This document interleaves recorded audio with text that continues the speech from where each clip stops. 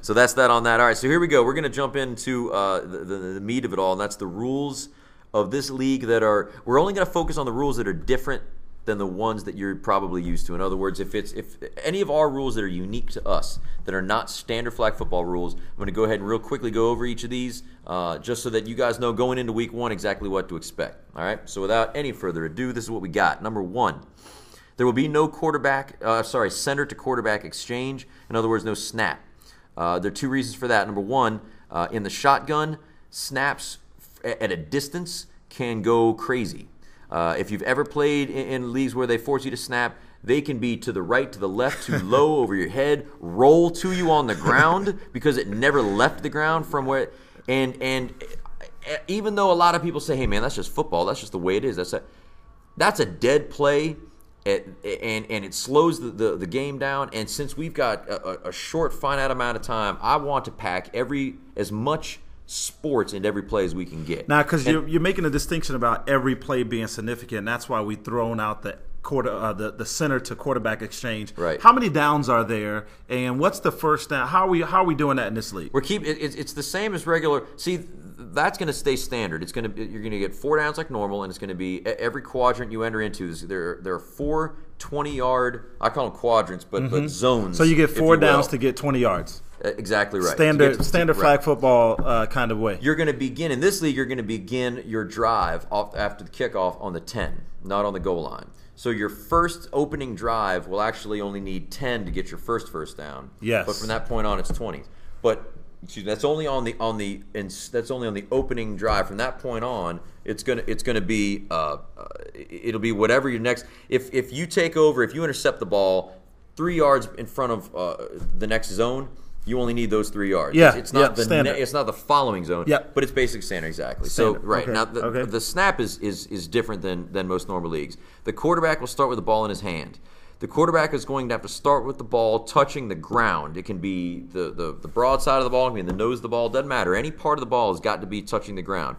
As soon as they lift that from the ground, the play is on. They can hut 25 times. All that stuff is irrelevant. Once that ball breaks the ground, comes off of the ground, play is on, play goes. I'm doing that for 2 main reasons, a lot of small reasons, but 2 main reasons. Number 1, with this league allowing blocking, and I don't even think I got to mention that because that's one of the main things you guys came into this league already knowing. And some of you guys, in fact, joined the league because of that was allowed. But blocking is allowed at the line of scrimmage and downfield once the ball has crossed the line of scrimmage. Once the ball carrier is in the field of play, blocking downfield is allowed. So, now, when you say blocking, let me pause you for a second, Commish, because like I said, I'm a little new to this. Okay. Every flag, well, in most flag football leagues, some sort of blocking is at least simulated, right? So what we're saying by blocking being allowed in our league, in this league, what you described at the combine was that you can extend your arms and have your arms extended out, but you can't go through a guy. You can't push a guy. Can't push him or jam him. You can't push or jam. So you can't flat out take your forearm and lift somebody up off the ground. Nope. But you can have your arms extended, elbows locked out if both palms are facing outward, and you can kind of guide the guy off of your quarterback in that manner. That's right. Because the offensive line, at least 2 players have to be on the offensive line and are ineligible to receive. That's right. So that's what makes this league, in some way or another, that's the kind of draw point for many in this league, is because we can actually put our hands on a player. That's right. But we just can't go through somebody. Is that what you're telling me? That's why we have that quarterback center kind of exchange thrown out. Right, because when the center, if we were to have a snap, when the center snaps the ball, by the time he gets his head around and he goes to block the guy running at him, because we don't have a buffer zone. In other words, the D line will not be 2, 3, 4, 5 yards off like in regular flag. In regular flag, they're off. I think it's 3 yards, 3 yards, 3 to 4 yards, and it's a full run. They get to take off, and you've got to almost sort of basketball block, sort of get in their way. Exactly, it's like a pick essentially. This is entirely different. There's going to be people who know how to pass rush. We're going to be seeing rip moves and swim moves out there, because this is going to be full blown. Between the shoulders and the hips blocking. Obviously, you can't, nothing below no knees. Can't take any knees out. Can't head chop anybody. But you're going to block between the shoulders and the hips. Because of that fact, if we had a snap, that by the time you make that snap to the quarterback and you wheel around, that D lineman is either going to be past you or they're going to be able to basically knock you on your butt because their impact will be on you before you get a chance to square yourself. So one of two things will happen. The D-line will get a major advantage, or you're going to be so worried about blocking that guy that the snap is going to be garbage. You're going to kind of just wing it back there and turn around to block, and that's where we're going to get all those dead plays because the ball's going to be too far to the right, too far to the left. So this essentially is really benefiting the offensive line by having the quarterback. And it's benefiting everyone because we're eliminating that dead play that could happen. Sure. So the wide receiver who is counting on the play, he's going to be able to make sure at least that the quarterback has it in his hand. So there's no such thing as a HUT 1, HUT 2.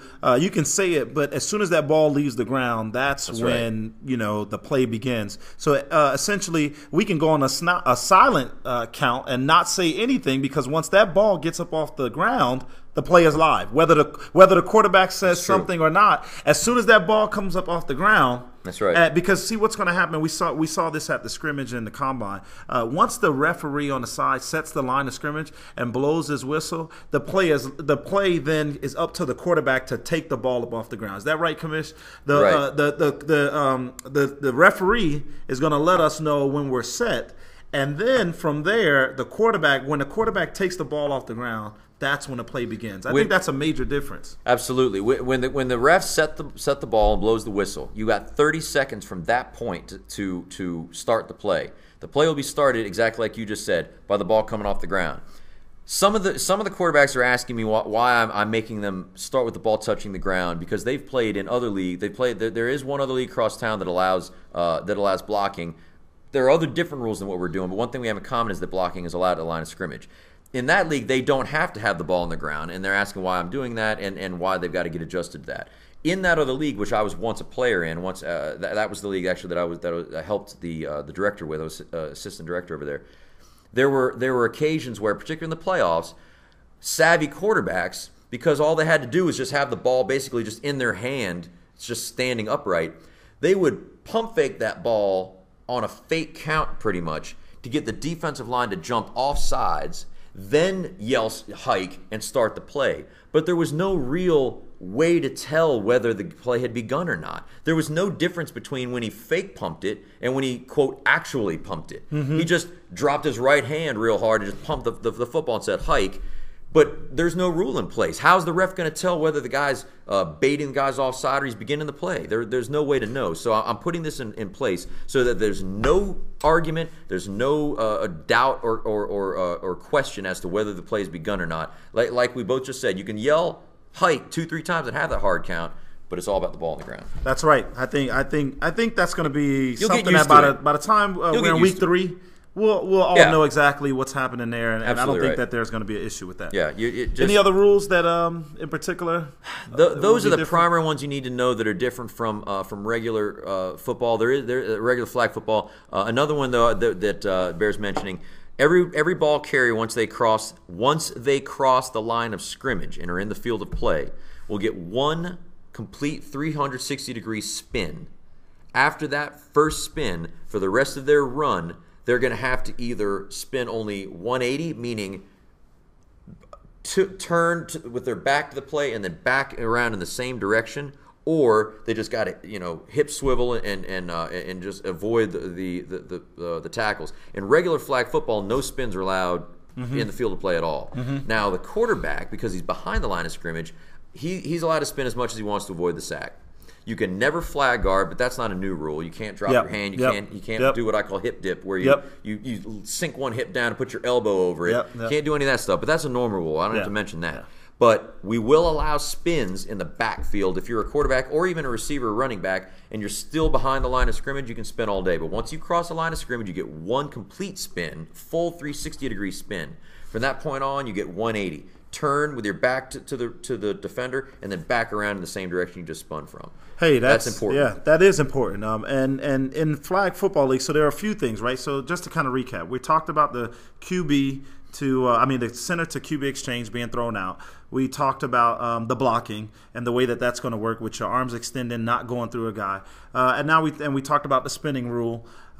Is there any other thing that you can think of, Commish, that is a little different about the PXFL versus other flag football leagues? The receiver is allowed to jam. I'm sorry, the defensive back, the cornerback, is allowed to jam the receiver. And when I say jam, I only mean block with one quick motion to the shoulders at the line of scrimmage and only at the line of scrimmage. Once they've taken a step or two past that line of scrimmage, you cannot ride them out. In the pros, you've got what's called a 5-yard chuck rule, and you're allowed to kind of jostle with him and elbow with him for those first 5 yards, after which it's now either illegal use of hands or pass interference or holding. It depends on what you've done.